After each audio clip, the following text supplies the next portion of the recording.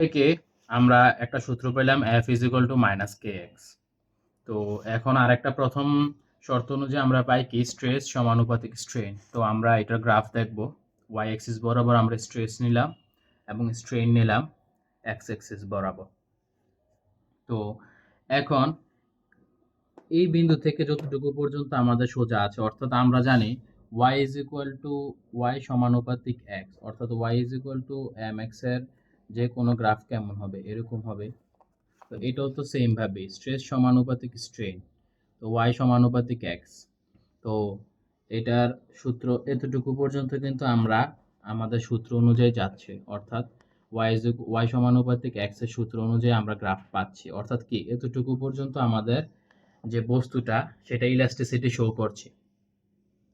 তারপরে যখন আমরা এটার আরো বৃদ্ধি করব বা আরো টান দিব, দেখা যাবে এটা হচ্ছে ইয়েল্ড পয়েন্ট, অর্থাৎ এই সি থেকে আমাদের স্থায়ী বিকৃতি শুরু হয়ে যাবে, অর্থাৎ এটা প্লাস্টিক রিজিয়নে পৌঁছে যাবে। প্লাস্টিক রিজিয়নে পৌঁছে গেলে এটা আর ছেড়ে দিলেও পূর্বের জায়গায় ফিরে আসবে, অর্থাৎ ইলাস্টিসিটি আর শো করবে না।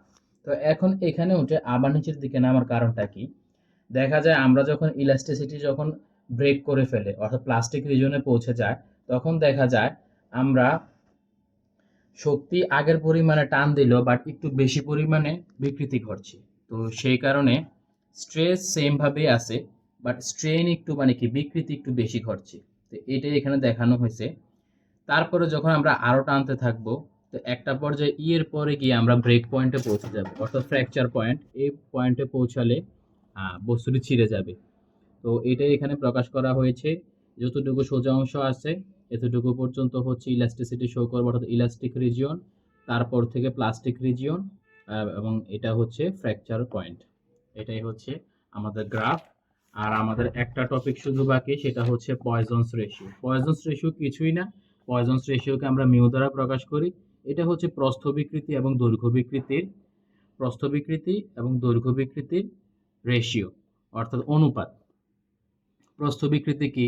যেমন এটাকে যদি আমরা টান দেই, তো এটা একটু এদিকে কিন্তু বড় হচ্ছে, বাট এই যে প্রস্থটা ছোট হয়ে যাচ্ছে।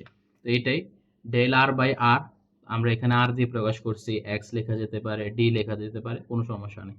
Del R by R divided by del L by L, অর্থাৎ ডেল আর বাই আর কি, ডেল আর হচ্ছে যতটুকু পরিমাণ বিকৃতি ঘটেছে প্রস্থের আর অরিজিনাল প্রস্থ, আর এটা ডেল এল হচ্ছে যতটুকু পরিমাণ আমাদের বিকৃতি ঘটেছে এল এর, আর মানে অরিজিনাল এল হচ্ছে এটা।